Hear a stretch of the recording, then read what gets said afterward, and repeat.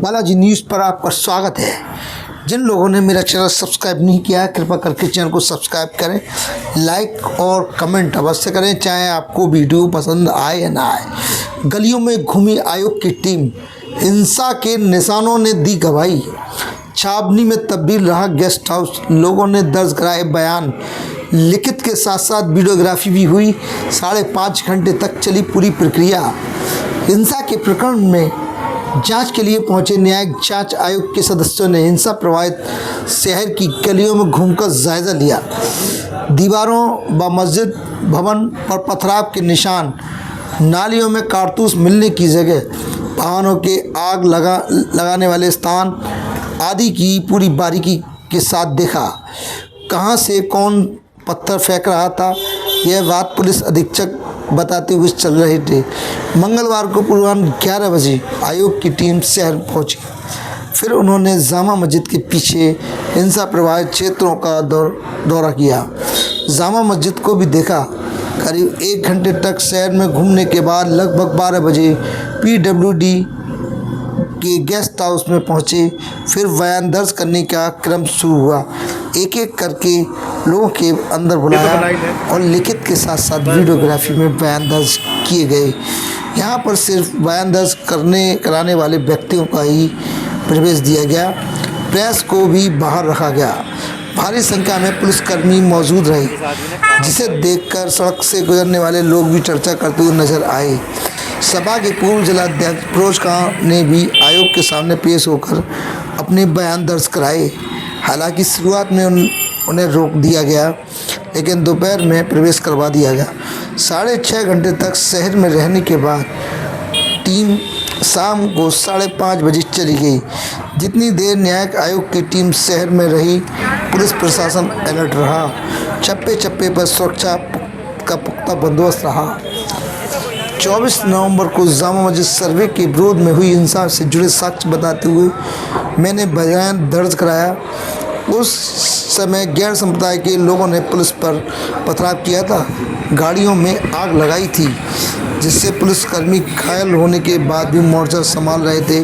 कमलकांत तिवारी, संजय शंकरधार ने बताया, हिंसा के बाबत न्यायिक जांच आयोग के सामने बयान दर्ज कराए हैं।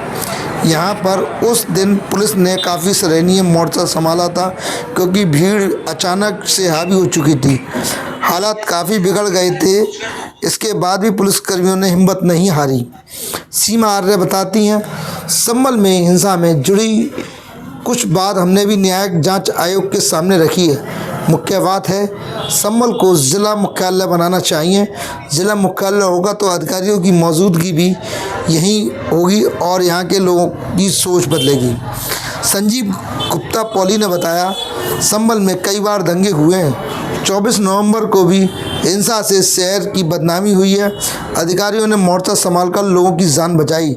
इस दौरान कई पुलिसकर्मी घायल भी हुए, क्योंकि हिंसा करने वालों के मंसूबे बड़े थे। नीलम वासने कहती हैं, शहर हिंसाओं को लेकर काफ़ी बदनाम हो चुका है, इसलिए शहर के नाम को बदनाम करने वाले लोगों के खिलाफ कठोर कार्रवाई होनी चाहिए।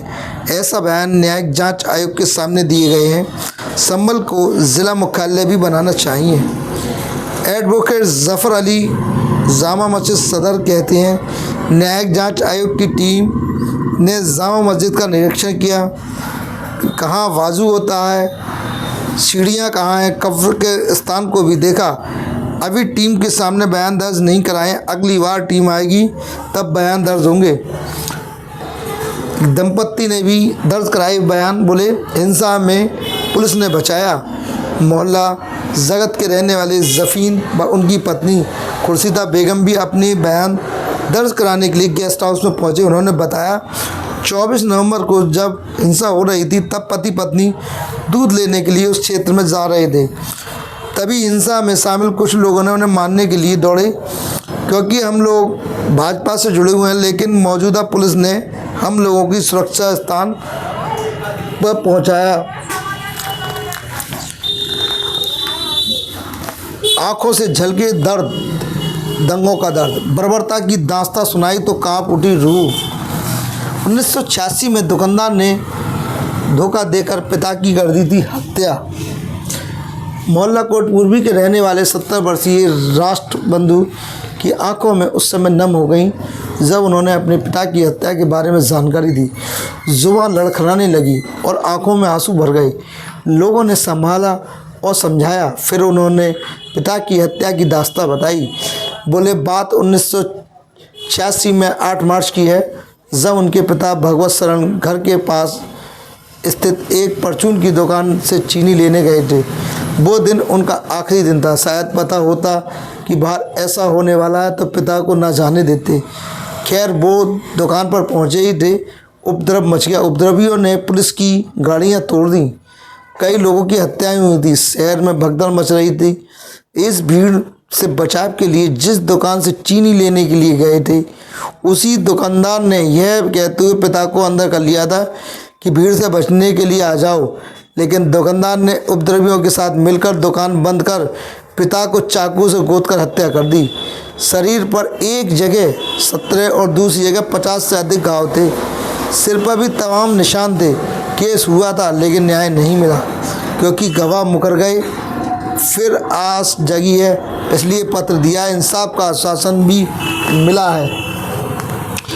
1993 में तालाब में मिला था पिता का शव। शरीर पर थे 62 घाव। शशांक शर्मा ने आयोग को पत्र देकर कहा, 1993 में बाबरी मस्जिद को लेकर जो सांप्रदायिक दंगे हुए थे उसमें संभल भी शामिल था। तब उनके पिता दिनेश चंद्र शर्मा सिरसी के स्कूल में शिक्षक थे और वह रोज़ाना शाम को ट्यूशन पढ़ाने के लिए जाते थे। 3 जनवरी 1993 को वह भी शाम को समय ट्यूशन पढ़ाने के लिए गए थे। फिर वह वापस घर नहीं लौटे। तलाशी की तो अगली सुबह यानी 4 जनवरी को मोहल्ला बेगम सराय स्थित तालाब में पिता का शव नग्न अवस्था में बरामद हुआ था। सबकी स्थिति देखकर हर कोई डर गया था क्योंकि पूरे शरीर पर 62 घाव थे। उन्हें चाकुओं से गोदा गया था। फिर सूचना मिलने पर दादा ब्रजरतन शर्मा मौके पर गए। उन्होंने सबकी शिनाख्त की। फिर सबको पोस्टमार्टम भेजा गया। केस भी दर्ज हुआ था लेकिन वो अंजाम तक नहीं पहुंचा क्योंकि उस समय शासन प्रशासन में कोई सुनने वाला नहीं था। जब घटना हुई थी उस समय परिवार संभल के हातिम सराय में रहता था, लेकिन बाद में वहाँ से थाना केला देवी क्षेत्र के गांव पैली में आकर बस गए थे। अब दोबारा इंसाफ की आस जगी है, इसलिए